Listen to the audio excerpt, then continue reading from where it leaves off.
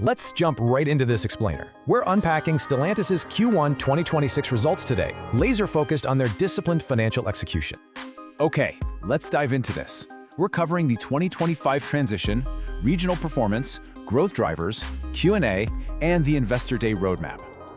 Look at this stark chronological pivot. After burning billions in 2025, Q1 2026 shifts heavily toward disciplined, profitable execution.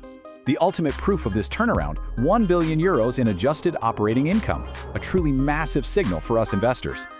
Now, what's really interesting here is comparing these margin recoveries. North America leads, while Europe hovers right around break-even. See, North America's highly profitable V8 trucks perfectly counterbalance Europe's incredibly strict CO2 headwinds and their aggressive EV transition. Actually, North America's overall 4% sales growth was massively driven by a staggering 20% surge from Ram. Over in Europe, including Leapmotor hitting that 18.1% combined market share is exactly what secured their break-even income. Enter the VCP.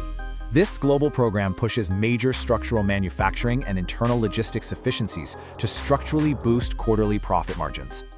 Those savings fund huge upcoming growth engines: the Ram TRX, Charger SIXPACK, Ram Dakota, and highly anticipated new BEVs. So, during Q&A, the biggest analyst concern was obvious. Can North America actually sustain this sequential margin recovery?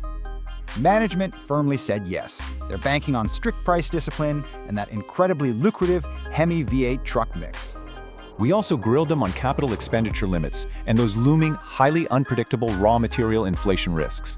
They're targeting sub-7% capex, but remember, $1 billion in raw material headwinds slightly outpaces their current tariff credits. And this brilliantly illustrates the consumer divide. Americans still crave V8s and hybrids, while Europe aggressively accelerates EV adoption. Looking ahead to the May 21st Investor Day, we'll be watching their capital allocation and fixed cost strategies like hawks. Separately, mark your calendars for December's event, a massive, strategic overhaul completely dedicated to rescuing the struggling Maserati brand.